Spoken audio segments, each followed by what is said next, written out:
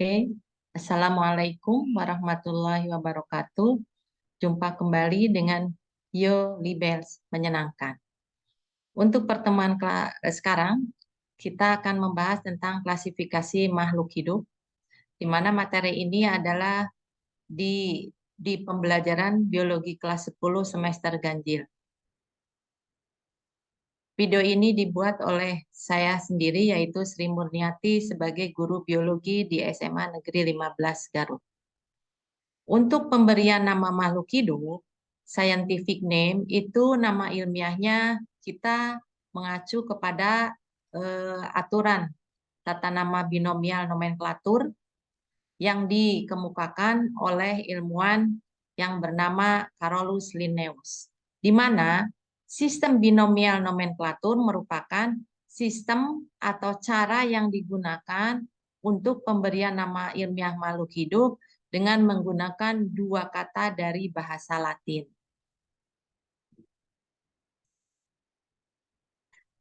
Aturan sistem binomial nomenklatur itu sendiri, yang pertama adalah harus terdiri dari dua kata dalam bahasa Latin atau bahasa lain yang dilatinkan. Contoh, Vanda sumatrana merupakan nama spesies Vanda Sumatra. Jadi harus terdiri dari Vanda sumatrana. Kata pertama Vanda, kata kedua Sumatrana. Kemudian contoh yang lain, Carica papaya, itu nama ilmiah dari pepaya.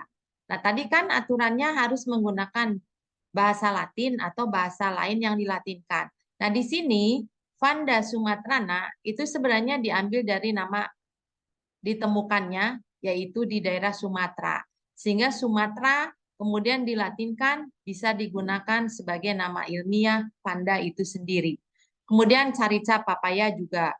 Terus ada lagi spesies yang khusus mendiami wilayah Pulau Komodo, sejenis komodo, karena ditemukan di Pulau Komodo dan namanya dari Indonesia Komodo, maka kemudian namanya menjadi nama ilmiahnya adalah Varanus komodoensis. Jadi sudah memenuhi syarat kriteria terdiri dari dua kata yang harus dilatinkan. Jadi boleh pakai bahasa apapun, yang penting dilatinkan.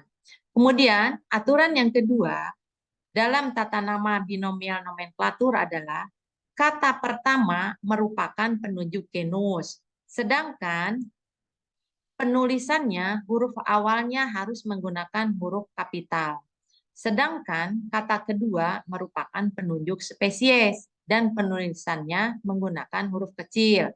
Contoh, di sini nama ilmiah dari tanaman padi adalah Oryza sativa, di mana kata pertama Oryza sebagai penunjuk genus itu huruf awalnya ditulis dengan huruf kapital.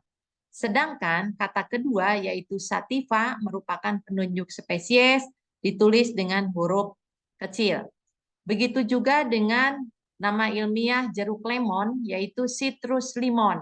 Kata pertama citrus itu penunjuk genus, penunjuk genus ditulis huruf awalnya huruf kapital, sementara limon sebagai kata kedua merupakan penunjuk spesies ditulis dengan huruf kecil. Kemudian aturan yang ketiga, nama genus dan nama spesies itu harus dicetak miring atau italic, atau bisa juga digarisbawahi secara terpisah. Contoh tadi, Oryza sativa. Di sini penulisannya harus dicetak miring.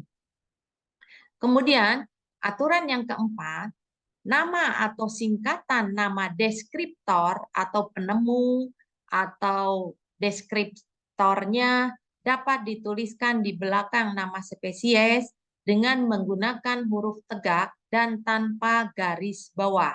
Contoh, ada nama ilmiah kedelai, ternyata deskriptornya adalah E. D. Merrill, sehingga penulisan nama ilmiah kedelai menjadi Glycine Max Mer, di mana Mer merupakan singkatan dari deskriptor E. D. Merrill. Kemudian contoh yang kedua, Visia faba L. L merupakan singkatan dari Carolus Linnaeus. Selain itu, dalam penulisan nama ilmiah, ini kita pun harus mengacu kepada tingkatan takson dalam klasifikasi makhluk hidup, di mana aturan takson dalam klasifikasi makhluk hidup itu secara umum garis besarnya itu terdiri dari 3 tingkatan. Yang pertama adalah kingdom atau kerajaan, kemudian di bawahnya ada filum.